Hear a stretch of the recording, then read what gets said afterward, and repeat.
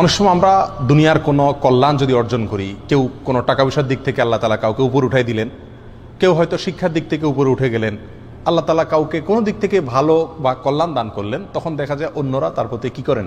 হিংসা করেন। এই হিংসার সম্মুখীন আমরা দৈনন্দিন জীবনে প্রায় হতে থাকি। কোনো লোক যদি আমার প্রতি হিংসা করে আমাকে নানাভাবে ক্ষতি করার চেষ্টা করতে পারে। নাম্বার এক, হিংসা করে বদনজরের মাধ্যমে ক্ষতি করে, অর্থাৎ এমনভাবে তাকায় দেখে, আপনার ক্ষেতে ফসল ভালো হয়েছে, হয়তো এই ফসল দেখে এমনভাবে দেখে, যেটাকে আমরা বলি নজর দেওয়া, মুখ দোষ দেওয়া, বদনজর করা, মনে হয় যে সে খেয়ে ফেলবে। এটা হলো হিংসার চোটে সে দেখলো। একটা হলো না, আলহামদুলিল্লাহ তার এটা ভালো হয়েছে, ভালো লাগছে, সুবহানাল্লাহ, মাশাআল্লাহ, আলহামদুলিল্লাহ বলছে, এটা একটা দৃষ্টি। আরেকটা হলো না, ওরে বাপরে বাপ, এর এত হইলো, এই যে হিংসার চোটে দেখলো, এটাকে বলা হয় বদনজর। এই বদনজরের মাধ্যমে অনেক সময় ক্ষতি হয়। আল্লাহ আইন হাক্কুন, নবী আলাইহিস সালাম বলেছেন, অর্থাৎ দৃষ্টি দিয়ে, রাক্ষসে ভাব দিয়ে, খাই ভাব দিয়ে গিলে ফেলবো, এরকম দৃষ্টি দিয়ে যে কোনো জিনিসের দিকে, কোনো ব্যক্তির দিকে, যে কোনো কারোর কোনো কল্যাণের দিকে তাকায়া মানুষের ক্ষতি সাধন করা হয়, এরকম ক্ষতি হয়ে থাকে অনেক সময়। এটা বাস্তব সত্য বিষয় এবং ইসলামী আকীদা এটাকে অ্যালাউ করে, এটা কুসংস্কার নয়। অতএব এইভাবে যদি আমাদের কেউ হিংসা করে, অর্থাৎ বদনজর দেয়, আপনি একটা গাড়ি কিনছেন, আপনার ছেলেটা মাশাআল্লাহ স্বাস্থ্যবান, ভালো খায় মাশাআল্লাহ, ছোট বাচ্চা, কারোর সামনে খাওয়াইছেন, তার বাচ্চাটা হয়তো খায় না, সে দেখে বলছে ওরে বাপরে বাপ, অথবা কিছুই বলে না, কিন্তু তাকাইছে, যে হিংসার দৃষ্টিতে তাকাইছে, এটাকে বলে বদনজর। এর মাধ্যমে বাচ্চার ক্ষতি হতে পারে, হবে এটা কোনো জরুরি না, নাও হতে পারে, আবার ক্ষতি হওয়ার সম্ভাবনাও আছে। এটা একটা উপায়, হিংসুকে হিংসা করে থাকে সাধারণত। এটা অহরহ আমাদের সমাজে হয়। অনেক সময় ভাই ভাইয়ের প্রতি হিংসা করে, অনেক সময় আপনার সন্তান মা বাবার প্রতি, মা বাবা সন্তানের প্রতিও হিংসা করে, অনেক সময় বন্ধু বান্ধব, পরিচিত অপরিচিত, জানা অজানা বিভিন্ন মানুষে একে অন্যের প্রতি কি করে থাকে? এ ধরনের হিংসা করে থাকে। এর বাইরেও অনেক সময় হিংসুকে হিংসা করে বদদোয়া করে, ক্ষতি কামনা করে মনে মনে, এটাও এক ধরনের ক্ষতির আশঙ্কা।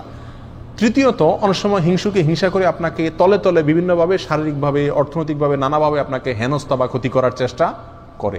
অতএব এই হিংসার মুখোমুখি আমরা হই কি হই না জীবনে? যদি কেউ আপনার প্রতি হিংসা করে এরকম আপনার মনে হয়, তাহলে আপনি কয়েকটা কাজ করবেন, ইনশাআল্লাহ হিংসুক আপনার কোনো ক্ষতি করতে পারবে না। নাম্বার এক, সূরা ফালাক, সূরা নাস বেশি বেশি পড়বেন। সূরা ফালাক এবং নাস এটা নাজিলি হয়েছে কিসের কারণে? এই হিংসুকের হিংসা থেকে বাঁচার জন্য। সূরা ফালাকের একটা আয়াতই আছে, আল্লাহ বলেছেন ওমিন শাররি হাসিদিন ইযা হাসাদ, হিংসুক যখন হিংসা করে তখন আমি তার ক্ষতি থেকে আল্লাহর কাছে কি চাই? আশ্রয় চাই। অতএব সূরা ফালাক এবং নাস, আপনার ছেলের প্রতি হিংসা হয়েছে, আপনি একটা জমিন ভালো চাষ হয়েছে, ফসল ভালো হয়েছে, সেটার প্রতি কারোর নজর পড়ছে মনে হয়েছে, এরকম যে কোনো কিছুর প্রতি যদি মনে হয় আপনার নজর পড়ছে, তো আপনি সূরা ফালাক এবং নাস বেশি বেশি পড়েন এবং ফু দেন, ইনশাআল্লাহ বিদিনিল্লাহ কি হয়ে যাবে? হিংসার যে ক্ষতি এটা দূর হয়ে যাবে। এটা একটা অন্যতম প্রধান উপায়।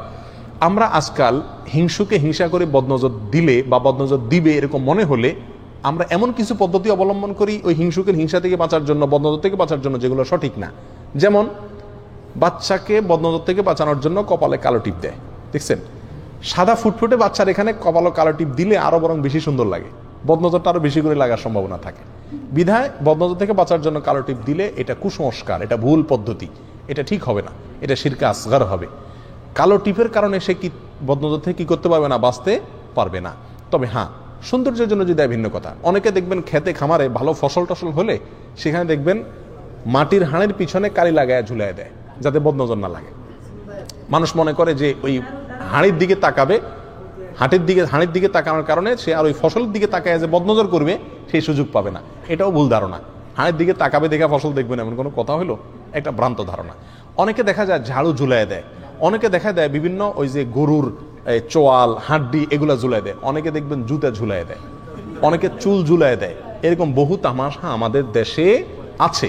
মনে রাখবেন, এগুলো করে আপনি বদনজর থেকে বাঁচার কোনো উপায় নাই। আর এটা বদনজর থেকে বাঁচার, হিংসুকের হিংসা থেকে বাঁচার কোনো সহি পদ্ধতিও না। আপনাকে কি করতে হবে? সূরা ফালাক এবং নাস পড়ে ফু দিতে হবে এবং এটার আমল করতে হবে। ইনশাআল্লাহ আল্লাহ তাআলা ক্ষতি দিয়ে কি করবেন? রক্ষা করবেন।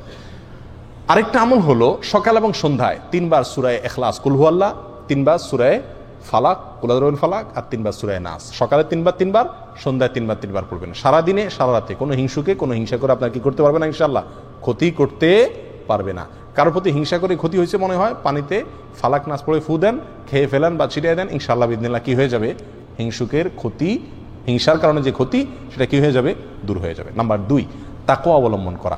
আল্লাহ সুবহানাহু ওয়া তাআলা কোরআনে কারীমের ভিতরে বলেছেন, ওয়া ইন তাসবিরু ওয়া তাত্তাকু লা ইয়াদুররুকুম কাইদুহুম শাইআ, যদি তোমরা ধৈর্য ধারণ করো আর গুনাহ থেকে বাঁচো, নিজে ভালো পথে থাকার চেষ্টা করো, হারামের ধারে কাছে না যাও, তাকওয়ার উপরে থাকো, তো মনে রাখবে তাদের চক্রান্ত, তাদের কোনো ষড়যন্ত্র তোমার কোনো ক্ষতি করতে পারবে না। অতএব সার্বিকভাবে যদি আমি তাকওয়ার উপরে থাকার চেষ্টা করি ভালো মানুষ হিসেবে, হারাম থেকে বেঁচে থাকার চেষ্টা করি, ইনশাআল্লাহ হিংসুকে হিংসা করে আমার কোনো ক্ষতি করতে পারবে না। নাম্বার 3, সকাল এবং সন্ধ্যায় অনেকগুলো দোয়া আছে যেগুলো পড়লে সারা দিনে সারা রাতে ইন্স্যুরেন্স হয়ে যায়, আল্লাহ সুবহানাহু ওয়া তাআলা হেফাজত করেন, এগুলো রক্ষা কবচ। আমরা বুঝি হলো তাবিজ লাগানো, তাবিজ ঝুলাই দিলাম, তাবিজে আমাদেরকে রক্ষা করে দিবে। কথা বুঝে আসছে? নবী আলাইহিস সালাম তার সারা জীবনে কখনো তিনি কাউকে তাবিজ দেন নাই বা তাবিজ দিতে বলেনও নাই। তিনি শিখাইছেন কি, সকালে এ দোয়া পড়ো, সারাদিন তোমার কোনো ক্ষতি করতে পারবে না কেউ, সন্ধ্যায় দোয়া পড়ো, সারা রাত কেউ তোমার কোনো ক্ষতি করতে পারবে না। তার আমলগুলো যদি করেন, বাতানো আমলগুলো, তাহলে ইনশাআল্লাহ হিংসা থেকে বাঁচা যাবে। সকালে আপনি পড়তে পারেন বিসমিল্লাহিল্লাযী লা ইয়াদুররু মা ইসমিহি শাইউন ফিল আরদ ওয়ালা ফিস সামাই ওয়া হুয়াস সামিউল আলিম, অর্থাৎ আমি শুরু করতেছি আমার সকাল অথবা সন্ধ্যাকে ওই আল্লাহর নামে, যার নাম থাকলে সেখানে জমিনে আসমানে কোনো কিছুতে কোনো ক্ষতি করতে পারে না। এ দোয়া আপনি সকালে 3 বার পড়েন, সন্ধ্যায় 3 বার পড়েন, ইনশাআল্লাহ সারাদিনে সারা রাতে কোনো কিছু ক্ষতি করতে পারবে না। বিসমিল্লাহি আলা দীনি ওয়া নাফসি ওয়া ওয়ালাদি ওয়া আহলি ওয়া মালি, আল্লাহ নামে শুরু করতেছি আমার সকালকে, আমার সম্পদ, আমার জীবন এবং আমার আহাল পরিবার, এই সব কিছুকে আমি আল্লাহর নামে শুরু করতেছি। সকালে 3 বার পড়েন, সন্ধ্যায় 3 বার পড়েন, ইনশাআল্লাহ কোনো কিছুই ক্ষতি করতে পারবে না। অনুরূপভাবে বহু দোয়া নবী আলাইহিস সালাম শিখাই গেছেন। হাসবি আল্লাহু লা ইলাহা ইল্লাহু আলাইহি তাওয়াক্কালতু ওয়া রব্বুল আরশিল আযীম 7 বার 7 বার পড়েন, সূরা তাওবার শেষ আয়াত। আল্লাহ আমার জন্য যথেষ্ট, যিনি ছাড়া কোনো সত্য মাবুদ নাই, তার উপর আমি ভরসা করেছি, তিনি সর্বোত্তম কর্মবিধায়ক। বাস আল্লাহর উপরে ভরসা করার এই আয়াতটা পড়েন 7 বার সকালে, সন্ধ্যায় 7 বার, ইনশাআল্লাহ সারাদিনে কি হয়ে যাবে, আপনার জন্য ইন্স্যুরেন্স হয়ে যাবে, কোনো কিছুতে আপনার কোনো ক্ষতি করতে পারবে না।